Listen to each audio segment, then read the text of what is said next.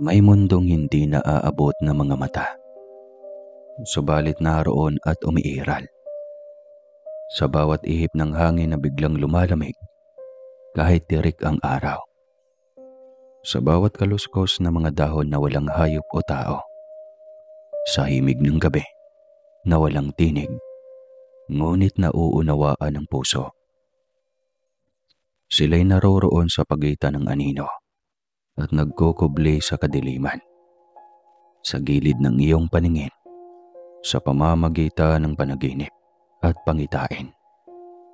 Hindi sila naghihintay ng paanyaya, sapagkat ang kanilang daigdig ay nakapaikot sa atin at tayo ang bisita sa lupain nilang lihim.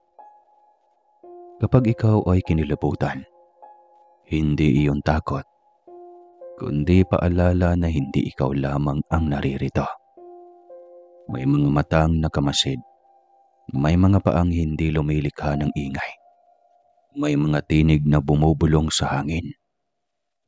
Ang daigdig ay hindi lang laman ng lupa at langit, kundi pati ng guni-guni, damdamin at paniniwala.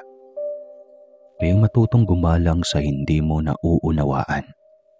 Hindi lahat ng hindi mo nakikita ay wala, sapagkat ang tunay na mundo ay mas malawak kaysa sa kayang sukatin ng mata. At ang mga nilalang na hindi mo nakikita, sila ang unang narito. At sila rin ang huling magpapaalam. Taong 1977, panahon na ayon sa paniniwala ng matatanda ay maghahatid ng kamalasan. Sa edad na 15 ay nasabak na ang mag-asawang Pamela at Arnold sa totoong wangis ng buhay. Bunga ng kapasukan sa murang edad, kaya napilitan ng kanilang mga magulang na ipakasal ang dalawang bata. Sa kabila ng kanilang edad ay pinatunayan ng dalawa na kaya nilang panindigan ang kanilang kamalian. Todo kayod si Arnold para may pangtusto sa kanyang nagdadalang tao na kabiyak. Halos gawin niyang umaga ang gabi para lamang madagdagan ang kanyang ipon. Malapit sa dagat ang kinatitirikan ng kanilang bahay sa Negros, kaya ang naging pangunahing kabuhayan ni Arnold ay umiikot doon. Minsan sumasama sa kanya si Pamela para bisitahin ang kanilang inilatag na lambat sa laot kapag bumaba ang tubig. Nagsisilbi iyon na ehersisyo sa kanyang pagbubuntis. Huwag niyo na kayang sumama sa akin, Pam. Natatakot ako na baka madulas ka pa doon sa laot. Ano ka ba, Arnold? Mababaw lang kaya ang tubig, kaya makikita ko naman kung may bato akong madadaanan. Ikaw ang bahala, Pam. Basta ingatan mo na lang ang anak natin. Ang anak natin ang dahilan kaya ako nagsusumikap ng husto. Batid ko iyon, Arnold. Ang laki nga ng pasasalamat ko na kahit sinuway ko at nagkasala ako sa aking mga magulang, naging tama naman ako sa lalaki na pinili ko. Yun lang, nang bola ka pa. Sige na nga, pumapayag na akong sumama ka. Takot ka lang yata na may makatagpo ako doon eh. Sira, sino naman ang katagpuin mo doon, maliban sa mga isda? Serena malamang. Habang nandoon sa gitna ng laot, ay bigla na lang lumakas ang ihip ng hangin. Numuo ang malaking ipo-ipo sa gitna ng dagat. Nilamo ng kadiliman ang buong paligid. Agad na hinawakan ni Arnold ang kanyang may bahay at hinawakan ng mahigpit. Dahil sa biglaang pamumuo ng masamang panahon, ay lumakas ang alon. Hindi na maaninag ng mag-asawa ang landas na kanilang tinatahak. Ang buong akala ng mag-asawa na papunta sa dalampasigan ang kanilang direksyon. Naramdaman na lang nilang dalawa na palalim at palalim ang tubig sa kanilang daraanan. Mukhang papunta tayo, Arnold, sa mas malalim na parte ng laot. Umiba na lang tayo ng direksyon. Subukan natin, Fam. Natahakin ang kasalungat na direksyon. Hinahak ng mag-asawa ang kasalungat na direksyon, subalit sa kanilang paghakbang ay mas malakas na agos ang tumangay sa kanila. Naging maagap naman si Arnold at kaagad na niyapos ng mahigpit ang kanyang asawa. Pam, huwag kang bumitaw. Magpatangay na lang tayo sa malakas na agos. Oo, Arnold, oo. Panginoon, iligtas mo kami. Naisambit na lang ni Pamela habang nakahawak sa kanyang mister. Ang kaliwang kamay ni Arnold ay nakahawak sa bewang ng kanyang asawa at ang kanan naman ay sumusuporta para hindi sila lulubog. Sa kabilang dako ay kasalukuyang nagliliwaliw ang reyna ng Beringan, kasama ang isang alabay na inatasan ng babaylang Inkantao na mga laga sa kabiyak ng hari. Lingid sa kaalaman ng babayla na ang kanyang pinagkatiwalaan na alabay ay isa palang espiya. Ang alabay ay may misyon na kitilin ang buhay ng sanggol na kasalukuyang nasa sinapupunan na Reyna Alia. Bago mailuklok si Haring Merico sa trono, ay naging madugo ang proseso. Isang malawakang digmaan ang naganap sa pagitan ni Haring Merico at ang kanyang kapatid na si Haring Balino. Ang pamumuno ni Haring Balino ay nakasentro sa kaharasan at kamay na bakal. Malaki ang nawala sa bilang ng mga dalakit noon simula noong makaupo si Haring Balino sa trono. Hindi nakatiis si Merico sa mga hinaing ng kanyang kalahi, kaya nagpasya siyang tuldukan ang kasamaan ng kanyang kapatid. Nagpasya si Merico na tuldukan ang paghihirap ng mga dalakit noon sa kamay ng sariling kapatid.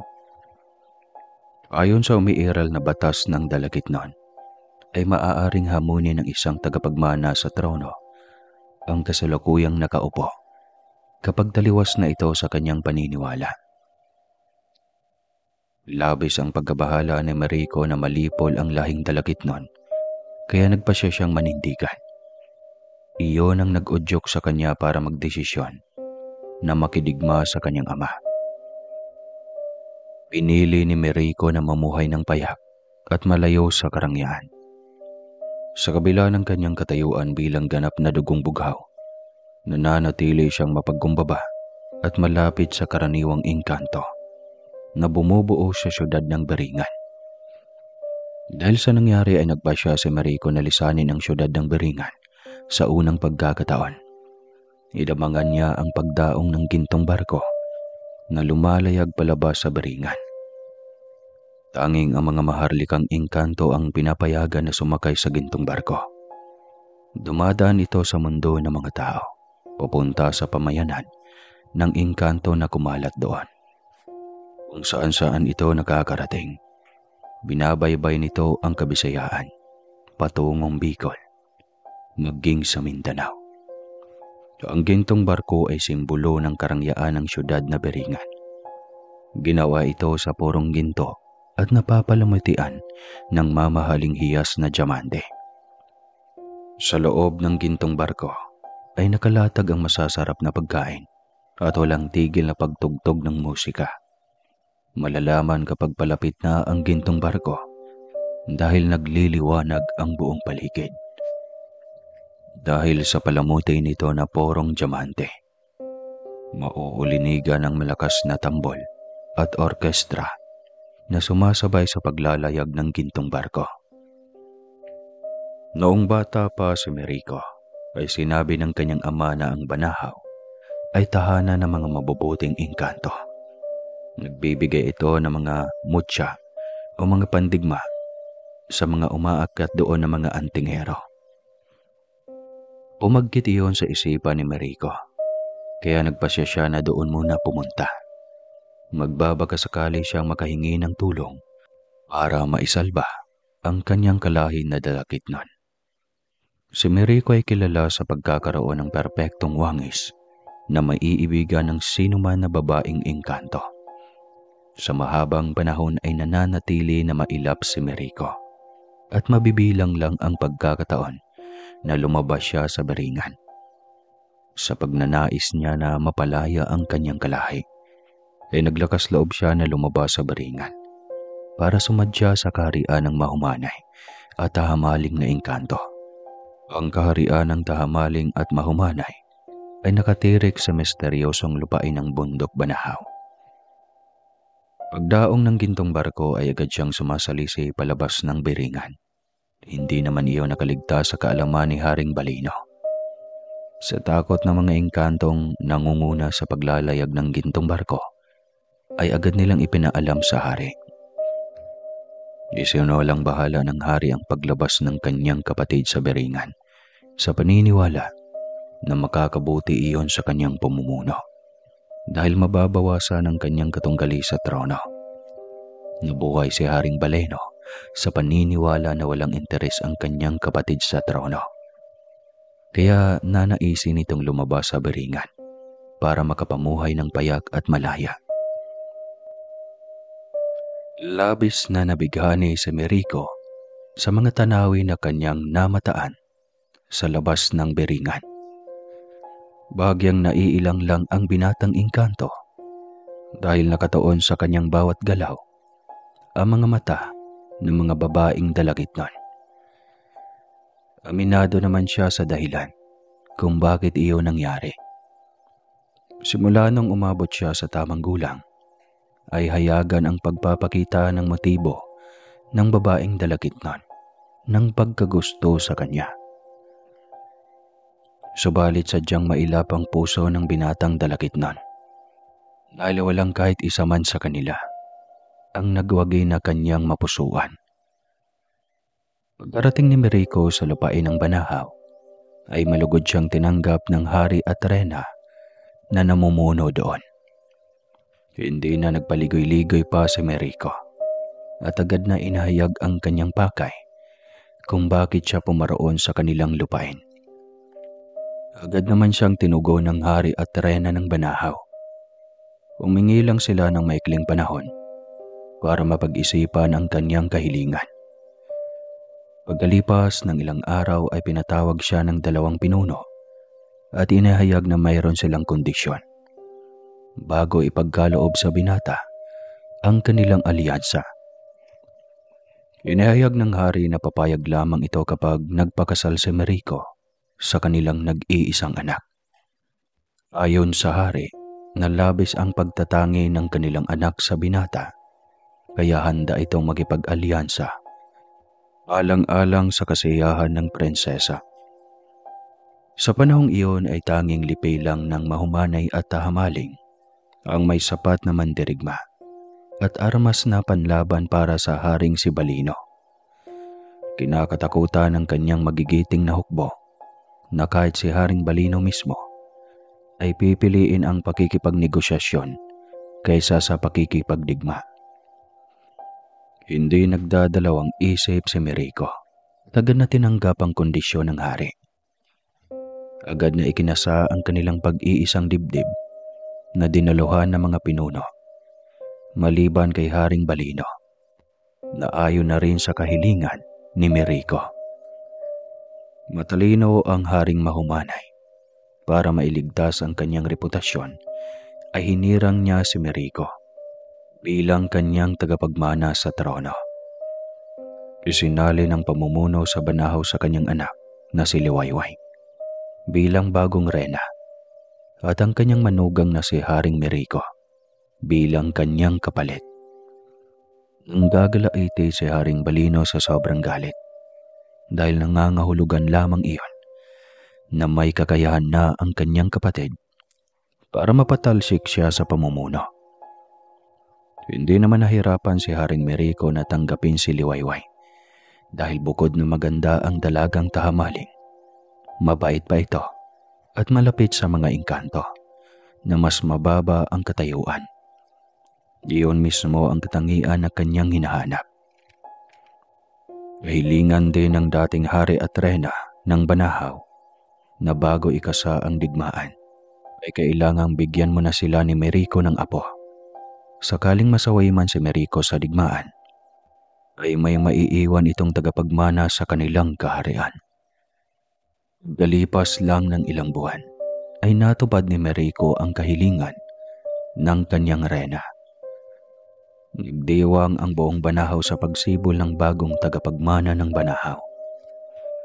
Ikinasa ang napipintong digmaan na agad namang tinanggap ni Haring Balino. Hambog at mapagmataas si Haring Balino, kaya maging katawa-tawa ito kapag tinanggihan niya ang hamon ng kanyang kapatid. Talino si Haring Merico, kaya idinaan niya sa estratehiya ang labanan. Libo-libong palaso at pana na may lason ang kanilang ipinaulat. Bago pa makarating sa kanilang panig, ang hukbo ni Haring Balino. Dahilan para humina agad ang kanyang hanay. Mga maharlikang mandirigma ang umarap sa natitirang hukbo ni Haring Balino. Dahilan din para mabilis magapi ang kanyang panig.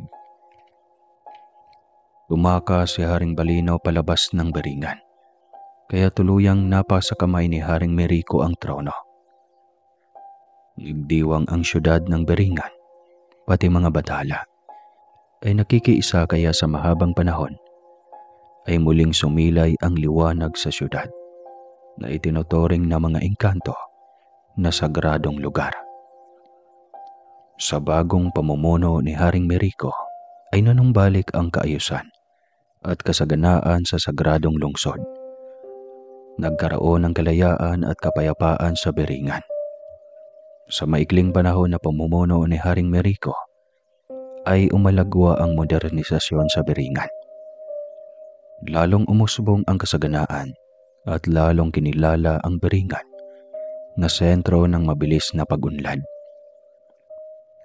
Nagpasya si Haring Merico na muling ibalik ang pamumuno sa banahaw sa magulang ng kanyang esposa na si Liwayway. Naging daan iyon para mas matutukan niyang pagbabago sa banal na lungsod. Malugod naman iyon na tinanggap ng kanyang mga biyanan. Dinala ni Haring Merico si Liwayway sa beringan at ngako na bibigyan ng tagapagmana ang trono sa dalawang magkaalyado na kaharian. Ang buong akala ni Haring Merico ay tuloy-tuloy na ang katahimikan at kapayapaan sa syudad ng beringan. Ngunit lingid sa kaalaman ng hari na mayroong binubuo na plano si Balino na kanyang kapatid para muling mabawi ang pamumuno sa loob ng beringan. Dahil sa pag-aagaw ni Haring Merico sa syudad ng beringan, napilitan si Balino na bumuo ng panibagong kabihasnan. Tinipon niya ang mga tiwalag at masasamang engkanto para masimulan ang kanyang plano. Batid ni Balino ang labis na pag-ibig ng maharlikang Lambana sa kanyang kapatid, kaya ginamit niya iyon para makumbinsi ito na makipagtulungan sa kanya. Ang Lambanang si Lili ay itinuturing na pinakamaganda sa kanyang kauri, kaya gano'n na lang ang kanyang galit nang malaman niya na ikinasal na si Merico sa isang tahamaling mula sa kaharian ng banahaw. Isang araw, sinadya ni Balino na abangan si Lili sa batis ng katotohanan, kung saan ay palagi itong nakatambay. Ang mga Lambana ay naturingan ng mga bantay at ilaw sa mga engkantong pumanaw. Sila din ang nangangasiwa sa mga portal at lagusan na tumudugtong papasok ng beringan. Lumayo ka sa akin, tiwalag na engkanto. Ipinagbabawal ka ng tumuntong sa lupain ng beringan. Kumalma ka, Lili. Narito ako para tulungan ka na maagaw si Merico. Papayag ka na lang ba na isang hamak na tagalabas ang makakatuluyan ng lalaki na matagal mo nang itinatangi? Anong ibig mong sabihin, Balino? Kasal na si Merico. Ayon pa sa narinig ko na malapit na sila magkaroon ng anak. Malabo ang sinasabi mo sa akin. Niloloko mo lang ako. Tama ka. Mangyayari lang iyon, Lili, kung hahayaan mong matuloy ang ipinagbubuntis ng babaeng tahamaling na iyon. Hindi pa huli ang lahat. May magagawa ka pa para mabago ang takbo ng kapalaran. Ano ang ibig mong sabihin, Balino? Pwede bang ipaliwanag mo sa akin ng maigi ang ibig mong sabihin? Ayon sa espiya ko sa palasyo, ay kasalukuyang naghahanap ang pantas ng maharlikang alabay na mag-aalaga sa mag-ina ng Haring Miriko. Ayon sa batas na umiiral sa Beringan, na tanging mga lambana lamang ang maaaring humalili sa posisyon na iyon. Ano?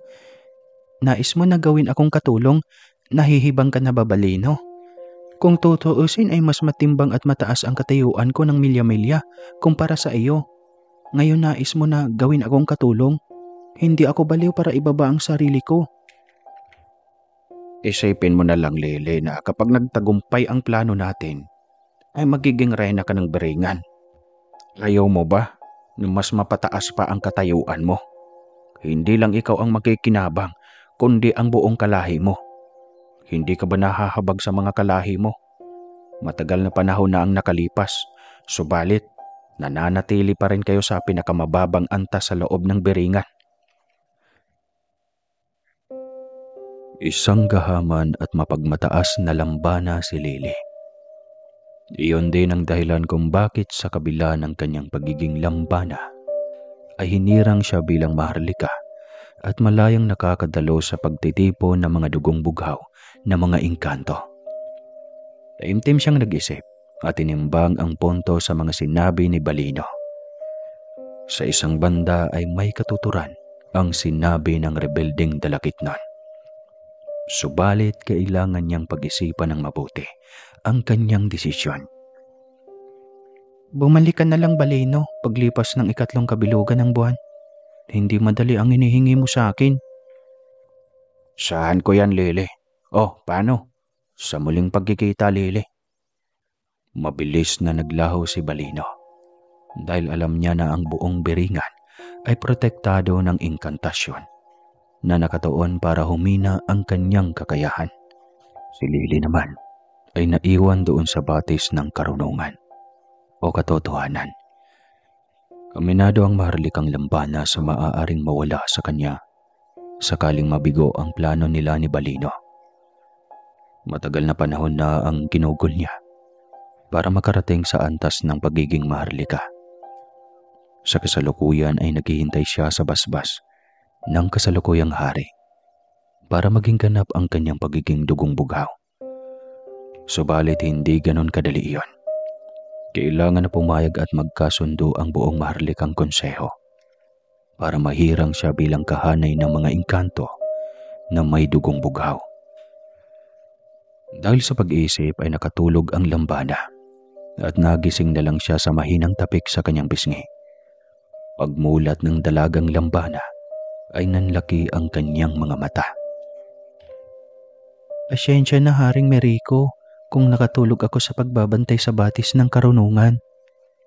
Pagkasambit ni Lily sa mga katagang iyon, ay kaagad naman siyang natameme dahil sa matamis ng ngiti ng hari.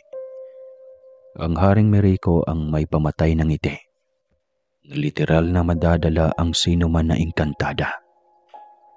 Bumalik lang ang ulirat ng dalagang lambana nang magsalita ang babaeng pantas ng Beringan. Hindi ka man lang ba magbibigay galang sa hari at reyna ng Beringan, Lily? Pasensya na, pantas. Nabigla lang ako sa inyong presensya. Agarang lumuhod at nagbigay galang ang dalagang lambana. Agad naman siyang niyakap ng hari para tumayo. Hindi mo na kailangang gawin ang bagay na yan, lambana. Hindi ko naman ipinagbabawal ang magpahinga. Maraming salamat, mahal na hari. Tama ngang naririnig ko na ang Haring Miriko ay lubhang mabait sa katulad ko na isang hamak na lambana. Ayoko nang maririnig ang isinambit mo, lambana. Sa aking pamumuno ay walang mataas at mababa. Lahat pantay-pantay pagdating sa umiiral na batas. Hindi naman nakasaad sa umiiral na batas ang bawal magpahinga. Ako ang gumambala sa iyong pamamahinga, lambana. Kaya kami ay aalis na para maipagpatuloy mo ang iyong pamamahinga. Pagkasambit ni Haring Miriko, ay muling natuon ang kanyang atensyon sa kabiyak nito. Inalalayan niya si Liwayway para magpatuloy sa paglalakad. mahahalata na ang pagbubuntis ni Liwayway. Na ilang buwan na lang ay isisilang na ng Reyna ang tagapagmana ni Haring Merico.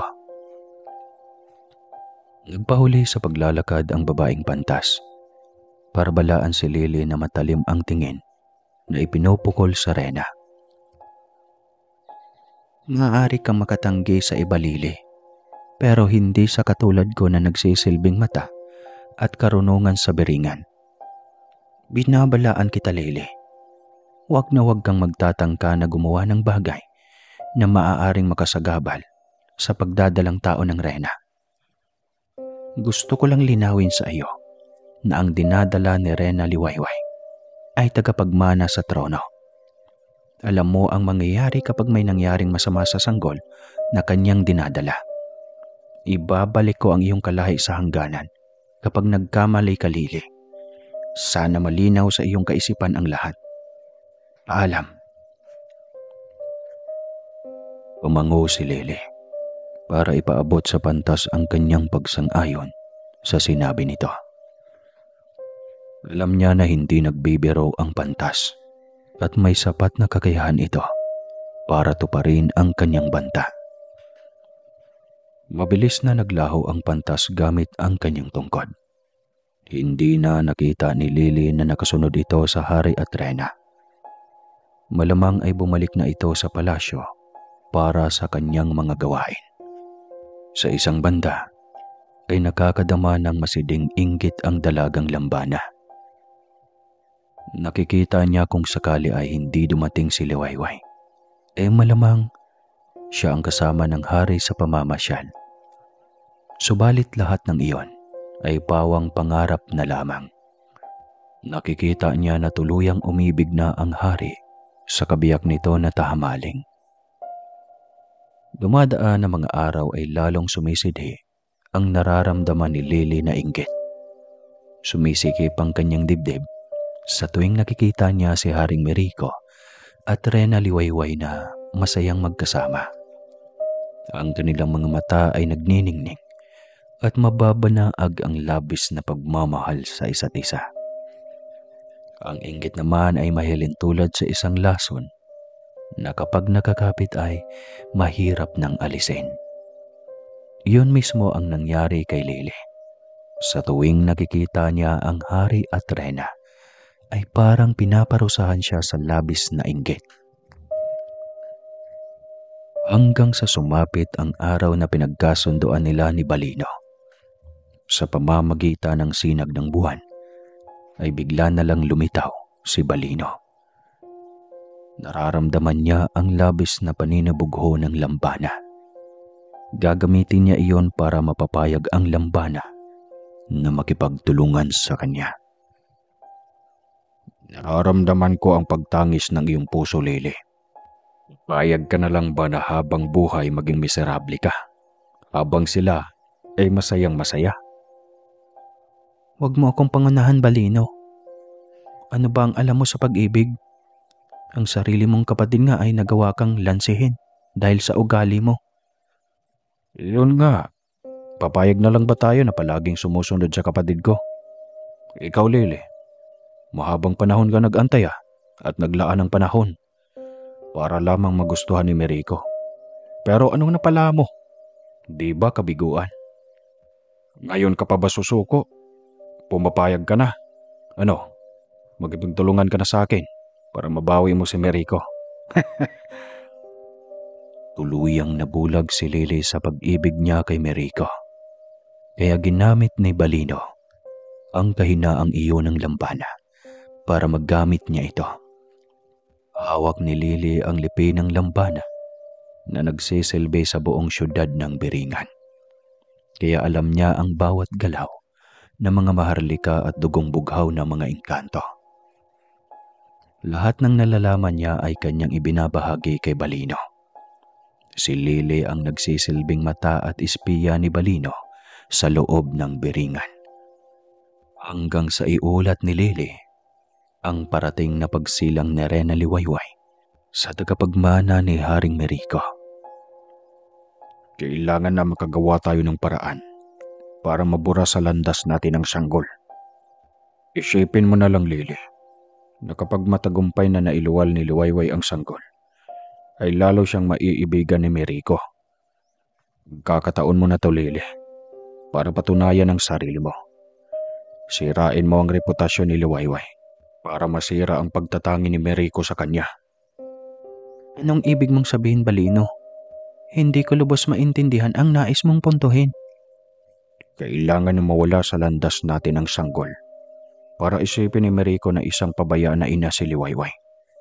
Sa ganong paraan na iisipin ni Miriko na hindi angkop si Liwayway na dumala ng kanyang tagapagmana. Nakukuha mo ba, Lily, ang nais kong sabihin? Nauunawaan ko, Balino. Ang tanong lang kung paano ko yun gagawin. Ganito, kailangan na madala mo si Liwayway sa batis ng karunungan.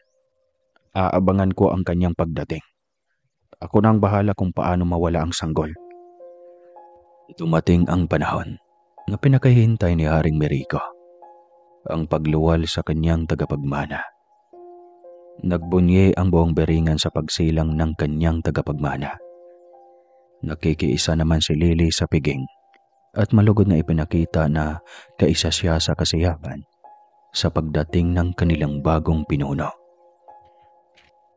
Nabalot ng liwanag ang buong kalawakan ng beringan. Sa gabing iyon, walang pagsidlan ang kasiyahan ng mag-asawang Hari at Reyna.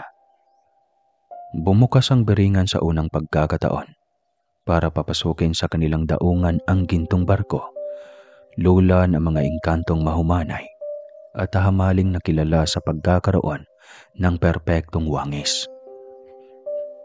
Ang mahumanay at hamaling ay kilala bilang mga puti na engkanto. Ang kanilang mga kasautan ay pawang mapuputi na papalamutian na mga diamante.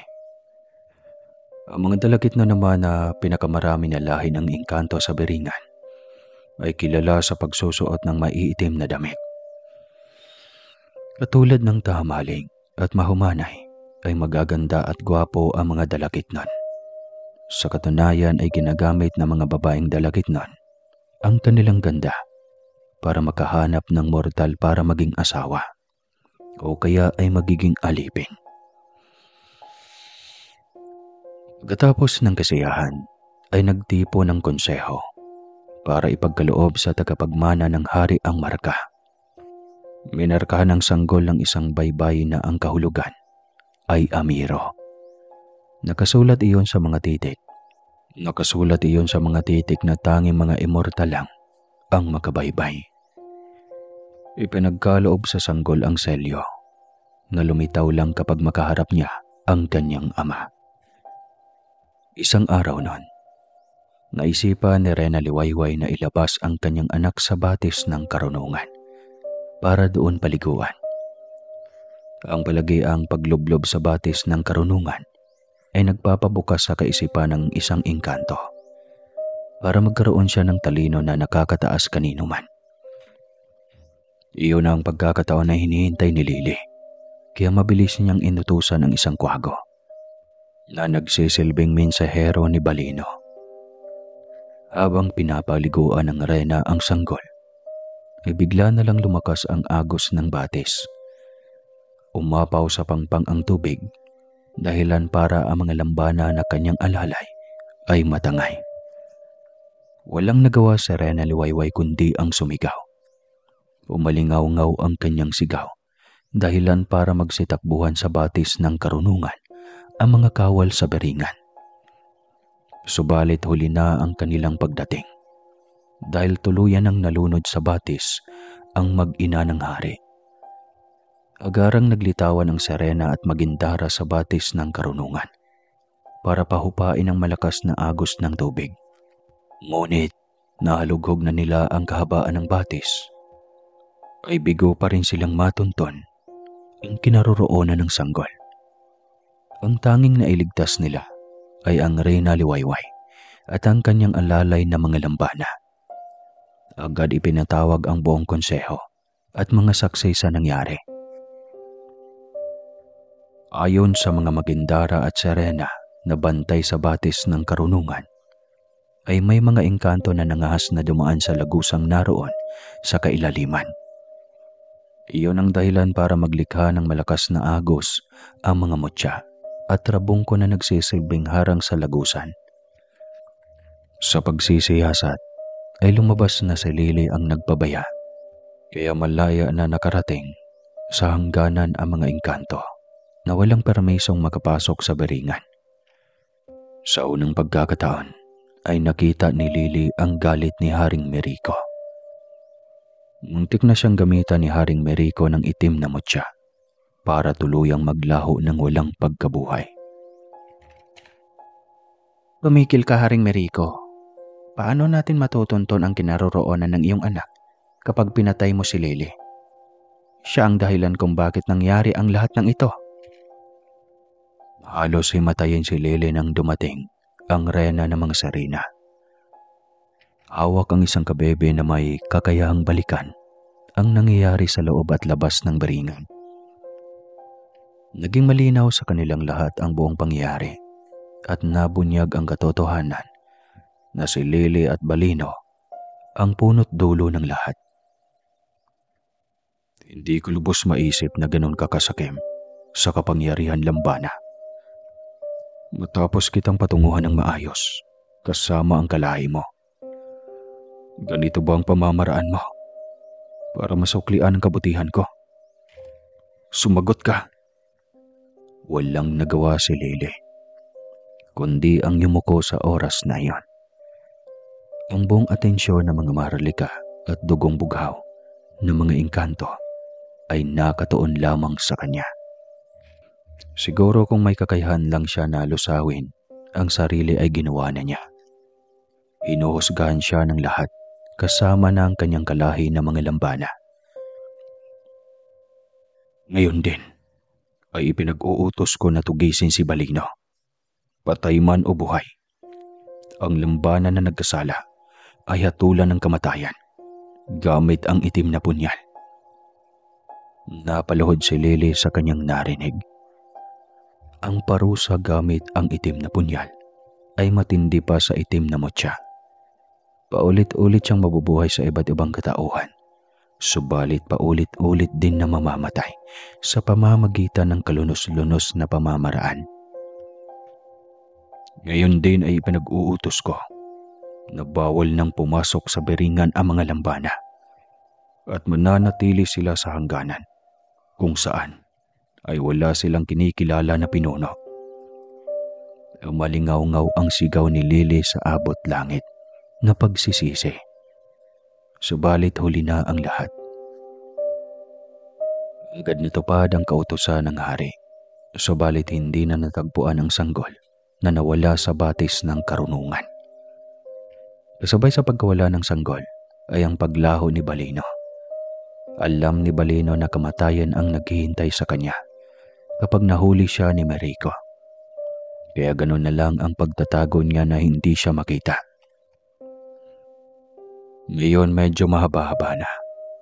Balik ulit tayo sa flow ng unang kwento. Sa mundo ng mga mortal ay kasalukuyang nakikipagbuno si Arnold sa malalaking alon. Mabuti na lamang ay hindi tumagal ang pagsusungit ng panahon, kaya muling bumalik ang liwanag. Laking pasasalamat ng mag-asawa dahil kumalma ang dagat at hindi sila tuluyang nalunod. Diyos ko, ganito na pala kalayo ang narating natin. Andito na tayo, Arnold, sa pinakamalalim na parte ng dagat. Hindi ko na maaninag ang ilalim ng dagat. Huwag ka lang tumingin sa ilalim, Pam. Huwag kang matakot. Narito ako. Kumapit ka lang. Nasa ganong kalagayan ang mag-asawa nang may mamataan silang nakalutang sa hindi kalayuan. Nakakasilaw ang kaputian ng bagay na lumulutang kaya bahagya silang nakaramdam ng takot. Ano kaya iyon, Arnold? Natatakot ako. Huwag ka lang gumalaw, Pam. Sa tingin ko ay hindi naman pating ang lumulutang na yan. Labis ang pangamba ng mag-asawa dahil sa kanilang nakita na unti-unting lumalapit sa kanila ang bagay na iyon na nakalutang. Pam, naririnig mo ba yun? Parang iyak ng sanggol ang naririnig ko. Tama ka, Arnold. Iyak ng sanggol ang naririnig ko. Halika, lalapit tayo sa bagay na iyon. Kakaawa naman kung bata nga ang laman ng bagay na iyon. Lumapit ang mag-asawa sa kinaroroonan ng nakalutang. At lalo silang nagulat na isang sanggol nga ang laman ng puting tela. Bata nga. Siguro ay katulad natin na inaabutan ng sama ng panahon ang bangka na sinasakyan ng sanggol na ito. Saan na kaya ang mga magulang niya? Nakakaawa naman. Ano ang gagawin natin ngayon pa? Kailangan naman na iwanan na lang natin ang sanggol sa gitna ng laot. Tara na, bilisan na nating lumangoy. Ayan malapit na tayo sa mababaw. Papaano? Hindi ko kakayanin kung dalawa kayo ang ilalangoy ko papunta sa dalampasigan. Marunong naman akong lumangoy ha. Kaya ang sanggol na lang ang kargahin mo, Arnold. Alalayan mo na lang ako. Nako, buntis ka pa naman. Basta iyon ang desisyon ko, Arnold. Kaysa naman hayaan na lang natin na malunod ang sanggol na ito. Kasalanan sa Panginoon na pabayaan na lang at abandonahin ang sanggol na ito sa gitna ng karagatan. Batid ni Arnold na wala siyang magagawa kapag nagdesisyon na ang kanyang misis. May punto din naman ang kanyang sinabi, kaya mabilis na hinablot ni Arnold ang sanggol at nagsimulang lumangoy kasama si Pamela. Habol ng hininga ang mag-asawa ng tuluyan nilang marating ang mababaw na parte ng karagatan. Ayos ka lang ba, Pam? Kaya mo pa ba? Ayos lang ako, Arnold. Ang importante ay ligtas tayong nakarating sa dalampasigan. Diretso na umuwi ang mag-asawa dahil malapit lang naman doon ang kanilang bahay kubo. Malamang dahil sa sobrang pakikipagtuo sa alon at paglangoy, ay labis na naapektuhan ang dinadalang sanggol ni Pamela. Bumigay ang kanyang panubigan at napaanak ng maaga. Pagputok ng panubigan ni Pamela ay sumunod ang paglabas ng sariwang dugo sa kanyang bahay bata. Anong gagawin ko, Pam? Sandali lang. Tatawagin ko lang ang kumadraw na. Huwag na, Arnold. Alanganin na. Lalabas na ang anak natin. Walang nagawa si Arnold, kundi ang paanakin ang kanyang asawa. Malamang dahil sa bata pa, kaya gano'n na lang kalakas ang loob ni Pamela na manganak kahit walang kumadrona. Kabuuanan na ni Pamela, kaya sa kabila ng napaaga na panganganak, ay lumabas pa rin ang kanilang anak ng malusog. Si Arnold ang nagputol ng pusod at umasikaso sa kanyang asawa. Hindi naman nahirapan si Pamela dahil sumunod naman ang inunan pagkalabas ng kanilang anak. Agad inisikaso ni Arnold ang mag-ina at ang dalawang sanggol. Nagimbal si Arnold sa nakita ng tuluyan niyang alisin ang sanggol na kanilang natagpuan sa gitna ng laot. Ang saplot na suot ng bata ay napapalamutian ng samot-saring mga bato. Nagkikislapan pa ito ng kanyang tuluyang alisin sa kanyang katawan. Si Pamela na kasalukuyang nakahiga ay napabalikwas dahil sa akto ng kanyang mister. Oh, Arnold, bakit parang nagulat ka? Si Pamela ay hindi nakapagsalita nang ilahad ni Arnold sa kanyang harapan ang saplot na nakabalot sa sanggol. Ano yan, Arnold? Bakit ganyan ang suot ng sanggol? Pinilit nitong magsalita. Hindi ko rin alam. Isa lang ang sigurado ko. May kaya ang magulang ng sanggol na ito. Napakagara ng kanyang damit. At sa tingin ko, ay mga tunay na hihas pa ito. Ano ang gagawin natin, Arnold? Baka tayo pa ang pagbibintangan ng masama kapag nalaman nila na tayo ang nakapulot sa sanggol. Ganito na lang. Ibabalik natin ang sanggol, pati ang kanyang suot na damit, kapag may naghahanap sa kanya. Iyon na lang ang gagawin natin. Maghihintay na lang tayo kung sino ang maghahanap sa sanggol. Mabilis na lumipas ang panahon, ngunit walang may naghanap sa sanggol. Ang buong akala ng lahat ay kambal ang sanggol na ipinanganak ni Pamela.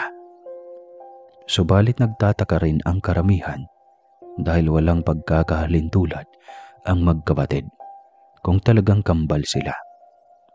Lalaki ang naging anak ng mag-asawang Pamela at Arnold. Pinangalanan nila itong Amer, hango sa pangalan ng isang sanggol na kanilang natagpuan. May nakapagkit na pangalan sa dibdib ng sanggol na kanilang natagpuan, kaya iyon na lang ang pangalan na kanilang ginamit. Simula noon ay nakilala ang kambal sa pangalang Amer at Amiro. Habang lumalaki ay nagpapamalas ng kakaibang ugali si Amiro. Nagagawa ng bata na makipag-ugnayan sa mga hayop sa kapaligiran. Naging malapit naman ang kambal sa kabila ng kanilang pagkakaiba sa wangis. Si Amiro ay lubhang mabait pagdating sa kanyang kinikilala na kakambal. Palagi itong nagpapakumbaba kapag mayroon silang pinagtatalunan. Kaya naging madali sa mag-asawa na matutunan na mahalin ang bata, katulad sa pagmamahal nila sa kanilang sariling anak. Subalit, ang bibig ng mga taong nakapaligid sa kanila ay lubhang mapanghusga at puno ng hinala. Nagsikap ang mag-asawang Arnold at Pamela na sa kabila ng naririnig ni Amiro ay hindi niya mararamdaman na may kakaiba sa kanyang pagkatao. Subalit sadyang kapalaran na mismo ang gumawa ng paraan para unting-unting malaman ni Amiro ang tungkol sa kanyang pagkatao. Pagsapit ng ika-20 taong kaarawan ni Amiro, dito na nagsimulang lumabas ang kanyang katangian bilang isang ganap na engkanto. Ginamit ng mag-asawang Pamela at Arnold ang mga hiyas na kanilang nakuha, kasabay sa pagkatagpo nila kay Amiro, para kahit papano ay mapaangat ang kanilang kabuhayan. Nagawa nilang mapalago ang pera na kanilang nakuha pagkatapos na maibenta ni Arnold sa malaking halaga ang mga diamanteng nakakabit sa saplot ni Amiro nang kanilang matagpuan ito. Kasagsaga ng taggutom na mga panahong iyon, habang ang iba ay naghihikahos at hirap sa buhay, umaariba naman ang negosyo ng mag-asawang Pamela at Arnold. Hindi naman madamot ang mag-asawa dahil bukas palad naman itong nagbibigay tulong sa lumalapit sa kanila. Isang gabing mapanglaw kung saan tanging katahimikan ang pumupuno sa kadiliman. Sinubok ang katatagan ng pamilya ni Arnold at Pamela. Bigla na lang silang pinasok ng mga armadong lalaki. Tangan ng matataas na kalibre ng baril. Nagulantang ang mag-asawa na abala sa pagbibilang ng kanilang benta sa araw na iyon. Ang magkapatid na Amiro at Amer ay naroon sa kanilang silid. May kanya-kanyang karera na ang magkapatid at tapos na sa kanilang pag-aaral. Si Amer ay isang pulis at si Amiro naman ay may mataas na posisyon sa isang tanyag na hotel. Nagulantang ang dalawang magkapatid nang marinig nila ang malakas na palahaw ng kanilang ina. Si Arnold naman ay nawala ng malay pagkatapos siyang hampasin ng mahabang baril ng armadong lalaki. Mukhang napuruhan ito. Hindi nila maaninag ang kanilang mukha dahil sa kanilang suot.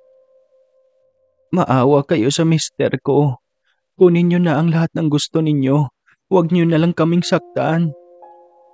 Pagmamakaawa ni Pamela habang pilit na inaabot ang nakahandusay na mister. Agad namang pumanaog ang magkapatid na Amer at Amiro para alamin ang nangyayari sa iba pa. Bumungad sa magkapatid ang kanilang nakahandusay na ama at ina na kasalukuyang nagmamakaawa sa mga armadong kalalakihan. Mga hayop kayo! Anong ginawa niyo kay tatay? Bunsod ng matinding emosyon ay sinugod ni Amer ang mga armadong kalalakihan. Umaalingaw-ngaw ang nakakabanging putok ng baril. Napako si Amiro sa kanyang kinatatayuan nang makita niya ang kanyang kapatid na bumulagta sa sahig. Nakabawi lang siya sa pagkabigla nang marinig niya ang sigaw ng kanyang ina. Hayop kayo! Hindi man lang kayo naawa sa anak ko. Amir, anak ko! Masidhing pagtatangis ni Pamela. Gumagapang na ang babae sa sidhi ng kanyang nararamdaman. Hindi na alam ni Pamela kung sino ang kanyang uunahing dadamayan. Si Amiro ang sumunod na binalinga ng mga armadong lalaki. Naramdaman na lang niya ang pagmanhid ng kanyang pisngi nang tumama doon ang mabigat na dulo ng baril. Subalit hindi man lang iyon nagpatinag sa binata. Sa halip na siya ay masaktan, ay bigla na lang bumalagta ang pumalo sa kanya. Sinasapo ng armadong lalaki ang kanyang pisngi at namimilipit sa sobrang sakit. Dahil sa nangyari ay hindi nagdalawang isip ang isang kasamahan ng lalaking pumalo sa kanya. Napaputukan si Amiro. Muling umaalingaw-ngaw ang nahahabag na hiyaw ni Pamela. Si Amiro naman ay ipinikit na lang ang kanyang mga mata at hinintay na tumama ang bala sa kanyang katawan. Subalit lumipas lang ang ilang segundo ay walang bala na tumama sa kanya. Napamulat si Amiro nang maulinigan niya ang masidhing daing ng lalaki na halatang naghihingalo. May demonyo yata ang kaharap natin. Saad ng lalaki na kasamahan ng lalaking bumaril kay Amiro. Nahintakutan ang kasamahan ng lalaki at kaagad na nagsitakbuhan. Iniwan nila ang kanilang kasamahan na tinamaan ng bala na siya mismo ang nagpapaputok. Sa kalagitnaan ng matinding tensyon ni Pamela at Amiro, ay hindi na nila inisip ang kahiwagaan na nangyayari dito. Anak, dali, bilis. Humingi ka ng tulong sa labas. Hindi na nagsayang ng oras si Amiro at patakbong tinahak ang pasilyo palabas para humingi ng tulong. Nagsisigaw si Amiro sa labas para humingi ng tulong sa kanilang kapitbahay. Natakot ang mga ito na lumapit dahil sa putok na kanilang narinig. Maya't maya pa ay dumating ang mga pulis na tinawag ng kanilang mga kapitbahay. Nagmadali ang mga pulis na mailabas ang mag-amang Amer at Arnold para maisugod agad sa ospital. Labis-labis ang pag-aalala ni Amiro para sa kanyang ama at kapatid. Hindi sila mapakali ni Pamela na kanyang ina sa labas habang hinihintay ang paglabas ng doktor na umasikaso sa mag-ama. Halos gumuho ang mundo ni Amiro nang marinig niya ang sinabi ng doktor. Ayon sa doktor, na hindi maayos ang lagay ng kanyang ama at kapatid. Kritikal ang kanilang kondisyon at hinihintay na lang nila na tuluyang bumitaw ang kanilang mga buhay. Pinapapili sila ng doktor kung ilaban pa si Amer at Arnold o hahayaan na lang ang mga ito na mamatay. At ayon pa sa doktor, na makinarya na lang daw ang nagdadala para manatiling buhay ang mag-ama. Hindi pumayag si Amiro at pinili na ilaban ang kondisyon ng kanyang ama at kapatid. Hindi na baling maubos ang kabuhayan namin. Basta, huwag niyo lang alisin ang sumusuporta sa aking ama at kapatid. Hindi naman kinaya ni Pamela ang sitwasyon. Nawala ng malay ang babae. Agad siyang inagapan para bumalik ang kanyang ulirat at tinurukan ng pampakalma. Tuliro ang isipan at punong-puno ng pag-aalala ang kanyang puso. Iyon mismo ang damdamin na namamayani sa sistema ni Amiro. Habang naglalakad, ay naglalakbay ang isipan ng binata. Halos hindi na siya nakatingin sa kanyang dinadaanan dahil sa dami ng kanyang iniisip. Ang nararamdaman ni Amiro sa mga oras na iyon ay sobrang bigat. Hindi na niya halos nararamdaman ang kanyang mga paa na nakatapak mismo sa mga sahig. Para siyang magaan na papel na lumulutang dahil sa bigat ng kanyang problema.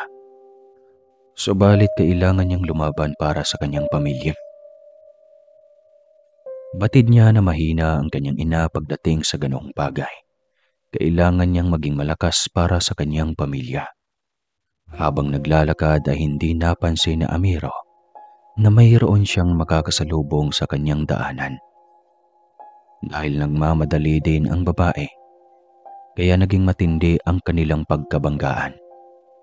Nawala ng balanse ang babae at agad na tumama ang kanyang ulo sa unang baitang ng hagdan. Gumulong pa ito paibaba dahilan para magising si Amiro at bumalik ang kanyang pag-iisip. Mabilis na gumalaw si Amiro para tulungan ang kanyang nabangga. Ang babae naman ay napatulala sa kanyang nasaksihan.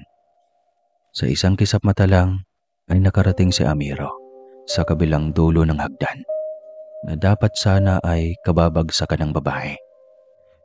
Huli na ang lahat ng matauhan si Amiro na hindi pangkaraniwan ang kanyang ginawa. Dahilan para mapatulala ng husto ang babae na kanyang nabangga. Paano mo iyon nagawa? Paano mo nagamit ang Evictus? Nagagawa mong maglaho? Engkanto ka ba? Naguluhan si Amiro sa sinabi ng babae.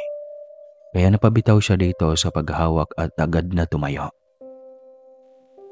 Miss, marami akong problema. Wala akong oras para makipagbiruan sa iyo. Nabigla si Amiro sa sumunod na ginawa ng babae.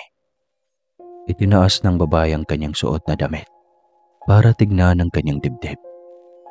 Lalong nainis si Amiro dahil sa kapahangasan ng babae. Miss, binabastos mo na yata ako ha. Ano bang problema mo? Tignan mo ang iyong dibdib. Matatandaan mo pa ba kung kailan inilagay ang iyong tattoo? Hindi ko alam. Itanong mo na lang kay nanay kapag nagkamalay na siya. Simulat sa Paul na maging malinaw na sa akin ang lahat, ay narito na ang tattoo ko. Malamang nung maliit pa ako. Sandali lang. Bakit bigla kaya yatang nagkaroon ng interes sa aking tattoo? Magpagawa ka na lang. Marami pa akong kailangang gawin. Dahil naiinis sa ginawa ng babae, ay tumalikod na si Amiro at nagsimulang humakbang para umalis. Agad namang tumayo ang babae para sundan si Amiro. Sandali! May alam ako kung paano makakaligtas ang ama at kapatid mo. Napilitan si Amiro na lumingon dahil sa labis na pagtataka kung paano nalaman ng babae ang kalagayan ng kanyang ama at kapatid. Ibabasa mo ang laman ng isip ko. Oo, may kakayahan ako para muling manumbalik sa normal ang kalagayan ng ama at kapatid mo. Naguguluhan man ay walang nagawa si Amiro, kundi kapitan ang anumang paraan para mailigtas ang kanyang ama at kapatid. Dinala ng babae si Amiro sa lugar kung saan ay makapag-usap sila ng masinsinan. Nagpakilala ang babae sa kanyang pangalang Jamela at ayon sa kanya na isa itong mortal na may sapat na kakayahan para makakita ng engkanto. Hindi ka isang mortal, Amiro. Hindi ka tao. Hindi ka man lang ba nagtaka na malayo ang wangis mo kumpara sa nakagisnan mo na kapatid at mga magulang? Wala akong pakialam, Jamela. Kung kapatid ko o totoong magulang sina Tatay Arnold at Nanay Pamela, ang gusto ko lang ay mailigtas ko ang aking kapatid at ama sa bingit ng kamatayan. Isa kang engkanto, Amiro, kaya may sapat kang kakayahan para pagalingin ang iyong ama at kapatid. Kung ganoon, sabihin mo kung paano ko iyon magagawa. May kapalit ang bawat kahilingan mo, Amiro. May kondisyon ako bago ko sabihin ang paraan kung paano mo mailigtas si Arnold at Amir. Sabihin mo na, Jamela. Handa akong gawin ang lahat para sa aking ama at kapatid. ang kondisyon ni Jamila na kailangang sumama ni Amiro sa kanya kapag gumaling na ang kanyang kinagisna na ama at kapatid. Hindi nagdalawang isip si Amiro na tanggapin ang kondisyon na hinihingi ni Jamila. Sa mismong oras na iyon, ay bumalik silang dalawa sa silid kung saan ay kasalukuyang ginagamot ang kanyang ama at kapatid. Pagkapasok sa loob ng ospital, ay agad humiling si Jamila na ikandado ang pintuan para walang makakakita sa kanilang gagawin. Mula sa dalang bag ay may inilabas si Jamila na supot. Kulay itim ito at may mga marka na nakapagkit sa lalagyan. Ilabas mo, Amiro, ang laman ng supot. Inilabas ni Amiro ang laman ng supot at kaagad nanlaki ang kanyang mga mata. Nakakasilaw ang liwanag na nagmumula sa patalim. Anong gagawin ko sa patalim, Jamila? Gamitin mo ang punyal ng makabuhay para madiligan ang puso ni Arnold at Amer para muling tumibok. Anong ibig mong sabihin? Hindi ka pangkaraniwang engkanto, Amiro. Isa kang maharlika at may dugong bughaw. Tinataglay mo ang dugo ng mga bathala na nauna sa iyong kalahi. Sige na. Maikli na lang ang natitirang hibla ng buhay ng iyong kinikilalang ama at kapatid. Gamitin mo na ang punyal para madiligan ang kanilang puso ng iyong dugo. Naguguluhan man ay sinunod ni Amiro ang sinabi ni Jamila. Inilabas niya ang kanyang palad para sugatan ito. Ipinatak niya ang dugo na sumirit mula doon para ipatak sa dibdib ng kanyang ama at kapatid. Namangha si Amiro sa sumunod na nangyari. Muling dumilat ang kanyang ama at kapatid. Hindi mababaka sa kanilang kilos na dumaan ang mga ito sa bingit ng kamatayan. Ano ang nangyari, kakambal? Si inay. Mamaya ko na ipaliwanag ang lahat, kakambal.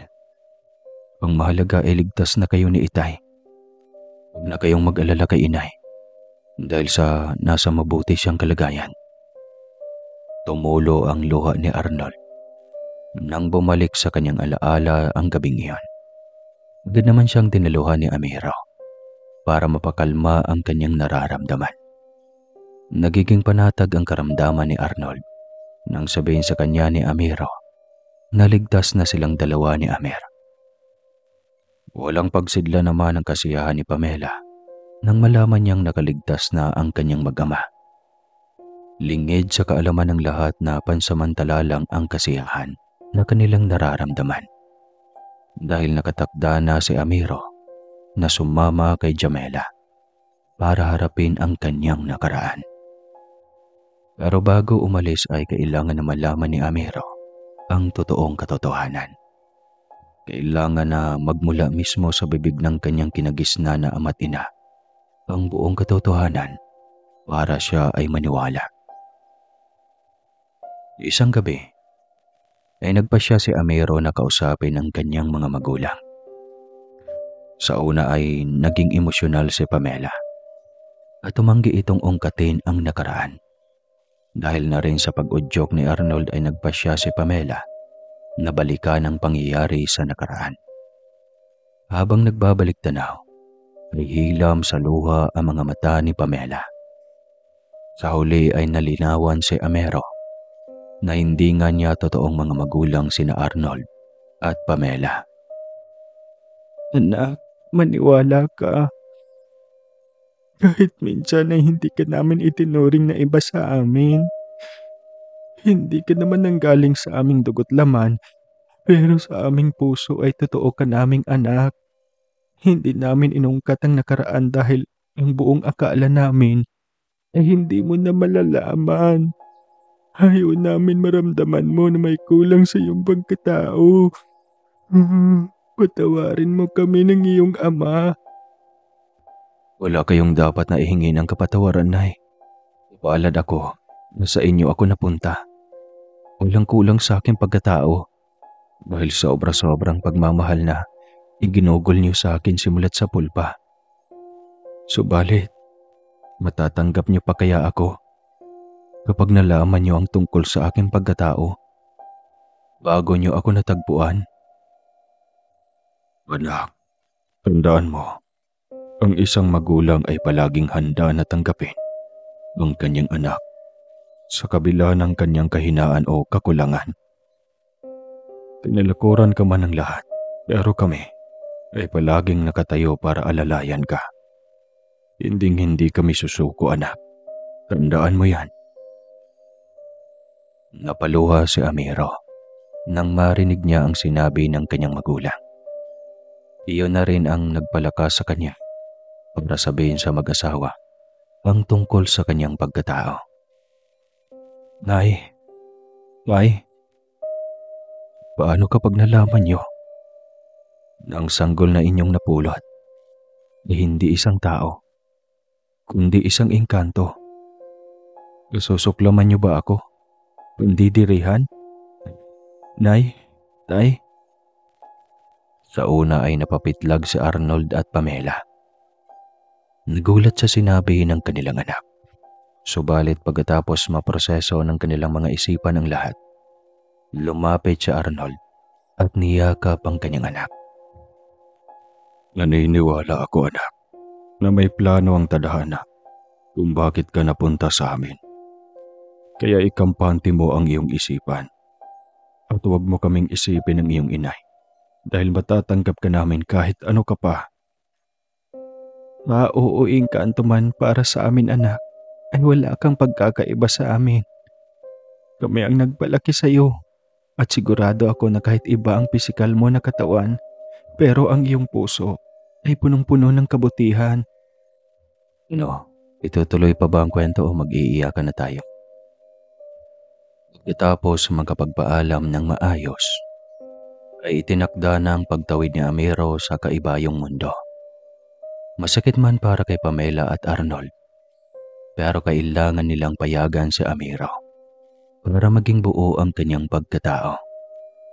Lingid sa kaalaman ni Amiro na mayroon palang naghihintay na panganib sa kanya pagkabalik niya sa mundo kung saan siya nagsimula.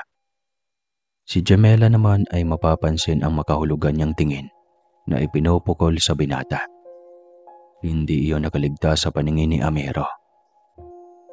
Nakapasok na silang dalawa sa portal kung saan ay sinasabi ni Jamela na pupunta sa lugar kung saan nagmula si Amiro. Dito din ay unti-unting nagbago ang itsura ni Amiro. Nagiging totoong engkanto siya. Dinala ni Jamela si Amiro sa hangganan kung saan ay tinatapon ang mga engkanto na walang kinikilala na pinuno. Sila ang iwinaksi sa mga kaharian dahil sa paglabag sa batas o sa mga tuwid, mga rebeldeng engkanto. Doon natagpuan ni Amiro ang isang engkanto na may pagkakahalintulad sa kanyang wangis. Aking ama, malugod kong inihandog si Amiro sa iyo. Ang aking kapatid na matagal nang nawawala. Matagal na panahon na tayong naghiwalay, aking anak. Ngayon, natagpuan na kita. Ang pag-asa na akong natatanaw para muling mabawi natin ang biringi kung saan ay minsan tayong namuno. Oo, plano ni Balino ang lahat. Sinadya niya na magkaroon ng anak sa isang mortal na babae para kanyang magamit sa paghanap sa nawawalang anak ni Merico at Liwayway. Sa matagal na panahong lumipas ay alam ni Balino na doon napunta ang anak ng kanyang kapatid na nagpaalis sa kanya sa trono. Pinaniwala ni Balino si Amiro na kanyang anak ito dahil sa pagkahalintulad na rin ng kanilang wangis ay nagawa niyang mapaniwala ang binata. Batid ni Jamela ang kalokohan na ginagawa ng kanyang ama, subalit wala siyang magagawa maliban sa sumunod dahil sa takot na papatayin ng kanyang ama si Leonora na kanyang ina. Halang ang kaluluwa ng kanyang ama at punong-puno ng kasamaan na kahit siya ay nagawa itong gamitin para sa pansariling ambisyon. Inihanda ni Balino si Amiro para sa nalalapit na pagkikipagdigma nito sa kanyang sariling ama. Tignan ko na lang kung ano ang mararamdaman ni Merico. Pag nalaman niya na ang sariling anak yung susukat sa kanyang katatagan. Papalo man ako sa digmaan, pero sa bandang huli, ko pa rin ang panalo. Tuluyan nang mawawala sa aming landas si Amiro, ang nawawalang tagapagmana ng beringan, na buong akala ni Merico at Liwayway ay matagal ng patay. Gusto kong makita ang aking ina. Hindi na ako susunod sa iyong utos kapag hindi mo na naiharap sa akin ang aking ina. Pamimilit ni Jamela sa kanyang malupit na ama. Gusto ko ang ugali mo, anak. Magkatulad lang tayo. Tuso. Higit sa lahat, ay ayaw malamangan. Subalit may kailangan ka pang gawin bago mo makita ang iyong ina. Huwag ka na magpaligoy-ligoy pa, Baleno. Sabihin mo na. Buong akala ko na totoo ang pagtawag mo sa aking ama sa harap ni Amiro. Subalit, bahagi pa rin pala ng pagpapanggap iyon. Kung ganoon, ay pinapuri ko ang galing mo, anak. Huwag mo akong tawaging anak dahil kahit kailan ay hindi kita matatanggap na aking ama. Tandaan mo iyan, Baleno. Hindi kita matatanggap na aking ama magpakailanman. Wala akong kilalanin na ama na kasing sama mo. Umalis ka na. Gawin mo na lang ang utos ko. Kailangan na hindi magbago ang pasya ni Amiro. Tuloy siyang magpapakabihasa sa pakikipagdigma para matalo niya si Merico. Walang nagawa si Jamila kundi ang sumunod kay Balino. Batid niya ang ugali ng kanyang ama kapag magalit ito. Walang halaga sa kanya ang buhay ng sino mang engkanto. Kapag naramdaman niya na ang isang nilalang ang naging banta sa kanyang interes, ay hindi ito nagdadalawang isip na burahin ito sa kanyang landas. Nagawa na niya ito sa kanyang sariling mga kapatid. Matagal nang napansin ni Amiro na palaging natutulala si Jamila sa tuwing nakasubaybay ito sa kanyang pag-iensayo. Buong-buong paniniwala ni Amiro na kapatid nga niya si Jamela. Kaya ganun na lang ang kanyang pag-aalala. Baka nagkakagusto na sa kanya ang sariling kapatid. Ayon na rin sa kanyang pagtatanong na pinapayagan ang magkakapatid na mag-iisang dibdib dahil na rin sa kanilang pagiging engkanto.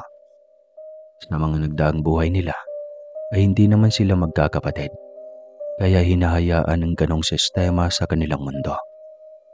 Ang mga engkanto ay nabubuhay sa ibang katauhan sa susunod na buhay. Sila ay lumilisan sa kanilang mundo at muling nabubuhay kasi nga wala silang kaluluwa. Iyon ang dahilan kung bakit pinapayagan ang ganong tradisyon sa kanilang mundo. Pero kapag namatay sila sa isang digmaan, ay hindi na sila mabubuhay muli. Dapat ay planado ang kanilang pagkamatay. Yung mismong sila na mismo ang bibitaw. Pero pagkagayon ang mangyari, hindi sang-ayon si Amiro sa ganong tradisyon at paniniwala. Iba ang paniniwala ng mga mortal. Immoral ang pagpapakasal sa kapatid. Kaya kahit nalaman niya na isa siyang engkanto, patuloy pa rin niyang isa sa buhay ang ganoong paniniwala. Naglakas loob si Amiro na sabihin kay Jamela ang kanyang pag-aalala. Sakaling hihilingin ni Jamela sa kanilang ama, ang ganong bagay ay hindi niya iyon maibibigay. Inaamin naman niya na maganda ang kanyang kapatid, subalit hindi iyon sapat na dahilan para magpakasal siya dito. Kapatid, umamin ka nga sa akin. Nagkakagusto ka ba sa akin? Matagal ko nang nahalata ang pagpukol mo sa akin ng makahulugang tingin. Pareho tayong lumaki sa mundo ng mga tao at iyon pa rin ang paniniwala na isa sa buhay ko.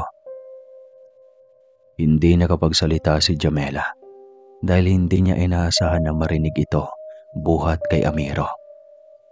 Wala siyang mahagilap na sagot at nananatili na walang tugon. Napagtanto ni Amiro na tama ang kanyang hinuha at sampataha. Ayaw niyang kundinahin ang ginagawa ng kanyang kapatid, pero ayaw din niyang masaktan ito. Idinaan na lang niya sa mahinahon na pagpayo. Ayaw ko na magkasamaan tayo ng loob, kaya ngayon pa lang ay iwaksi mo na ang nararamdaman mo sa akin. Walang patutunguhan ang nararamdaman mo sa akin. Maliwanag ba aking kapatid? Naglaglagan ang masaganang luha sa mga mata ni Jamela dahil higit pa doon ang kanyang nararamdaman. Hindi niya itatanggi ang lihim na pagtangi sa binata, pero higit sa lahat ay inuusig siya ng kanyang konsyensya.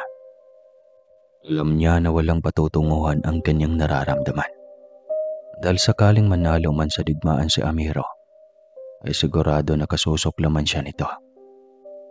Walang kapatawaran ang kasalanan na kanyang gagawin at lubos na maintindihan niya iyon.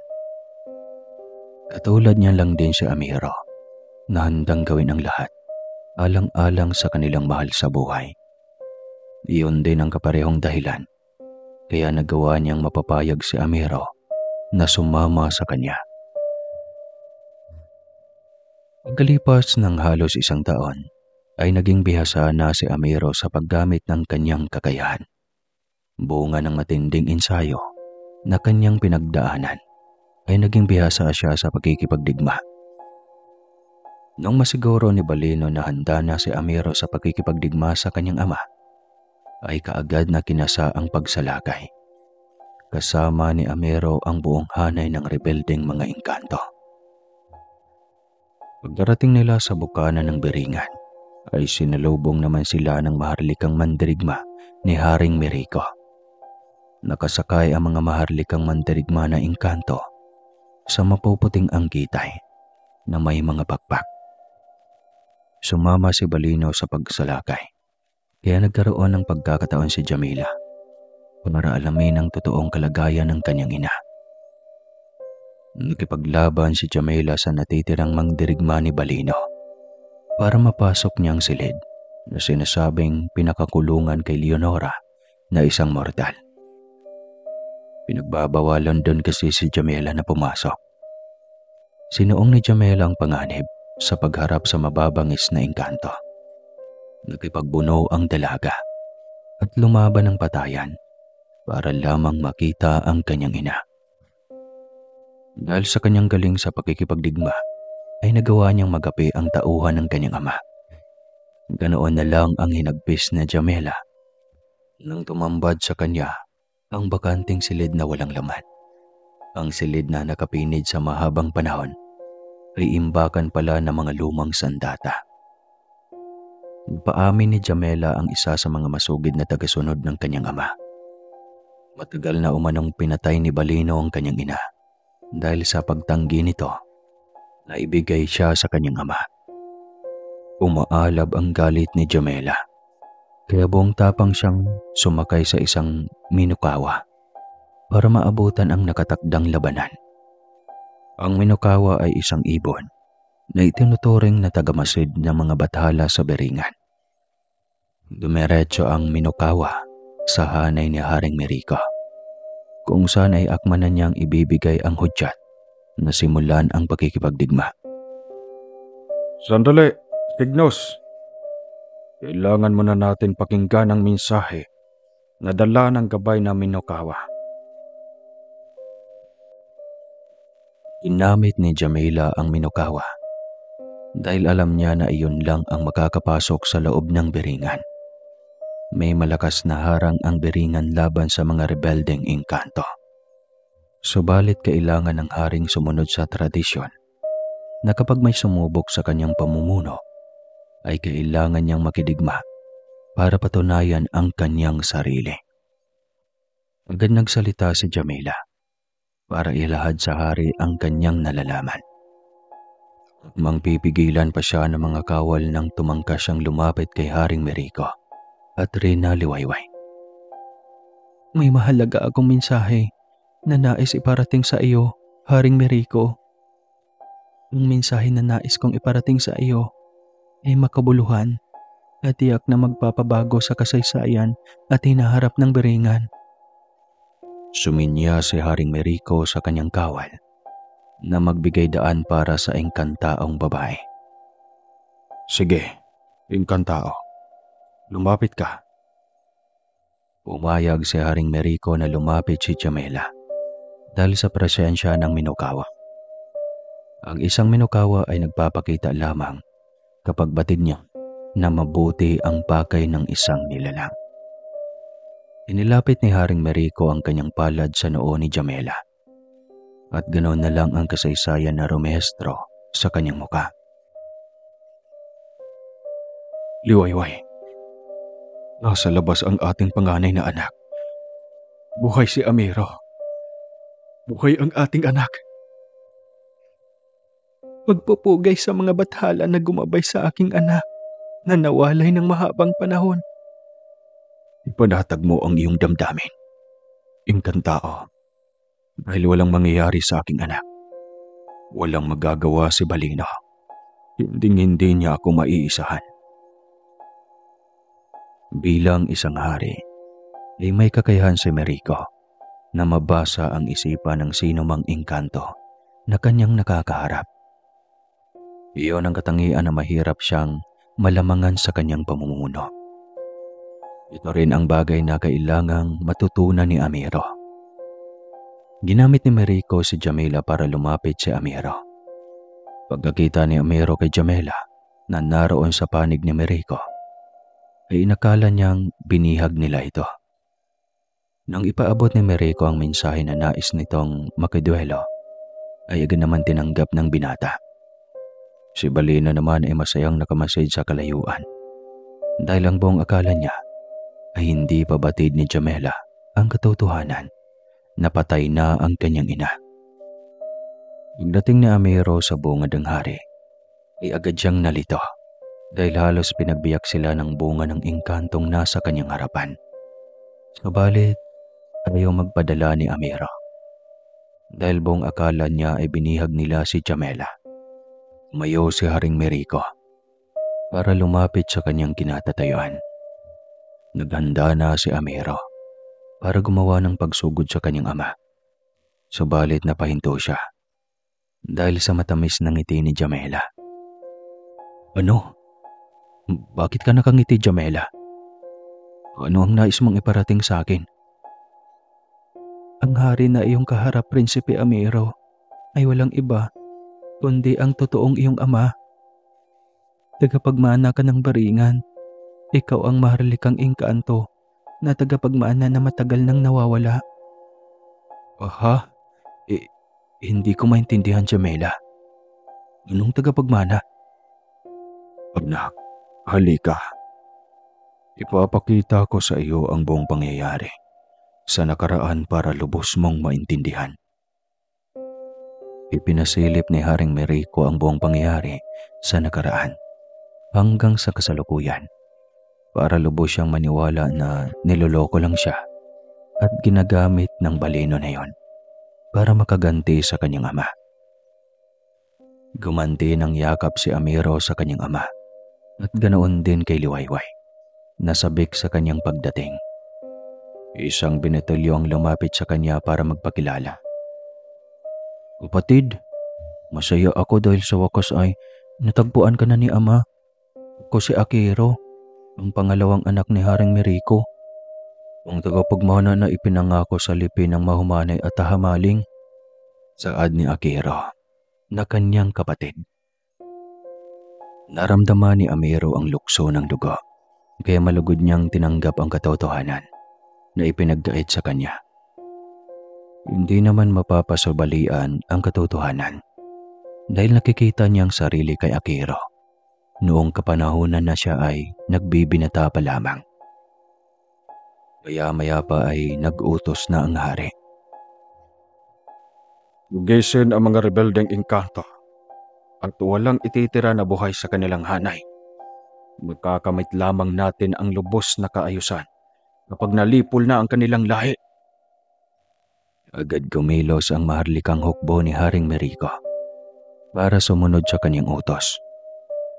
Sa digmaan, tuluyang nadakip si Balino at tinatulan ng parusa na walang hanggang kamatayan.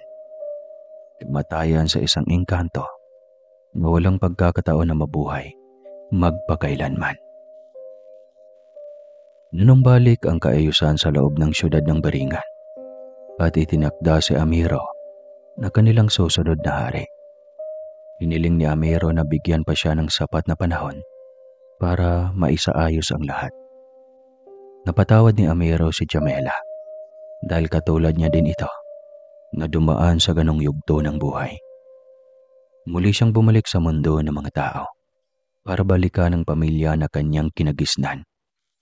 Bumuhos ang luha ni Pamela nang dumating si Amiro dahil sa loob ng 20 taon na pagkawala ng kanyang anak ay hindi na niya inakala na muli pa itong makita. Amiro naman ay lubos na nagtaka kung bakit gano'n na pala katagal siyang nawala. Parehong matanda na ang kanyang ama't ina at nasa dapit hapon na sila ng kanilang buhay. May sariling pamilya na si Amer at nagdadalaga at nagbibinata na ang kanyang mga pamangkin. Pagbalik ni Amiro sa piling ng kanyang mga magulang ay dinala niya si Akiro para maranasan naman ito ang buhay na kanyang kinalakihan. Lalong umunlad ang pamumuhay ni Amer na kasalukuyan ay abala sa kawang-gawa ayon na rin sa kagustuhan ni Amiro. Gusto ni Amiro na bumawi sa mag-asawa na nagpalaki sa kanya, kaya nagpasya siyang samahan ang mga ito hanggang sa huling yugto ng kanilang buhay. Mahabang panahon na sinuyo ni Jamela si Amiro para pumayag ito na maging ama ng kanyang mga anak. Lingid sa kaalaman ni Jamila na sinusubok lang ni Amiro ang kanyang katatagan. Matagal na siyang minamahal ng binata at napatawad siya kanyang kamalian sa nakalipas. Sa kasalukuyan ay mas pinili ni Amiro at Jamila na bumuo ng pamilya sa mundo ng mga mortal. Panahon lamang ang makakapagsabi kung kailan sila maging handa para tanggapin ang tadhana na pamunuan ang 7th kaharian ng Biringan. Sa susunod na pagkakataon na mamataan niyo ang gintong barko na tumatawid sa karagatan malapit sa lupain ng Samar, ay siguradong nakasakay si Amiro at Jamila kasama ng kanilang mga supling na binuo sa mundo ng mga tao. Yung ba yung gintong barko ni Lolo Amang doon sa Romblon? Romblon ba yun? Antique. Hanggang dito na lang po. Sa mga hindi nakakapag-subscribe pa, mag-subscribe ka na para everyday happy.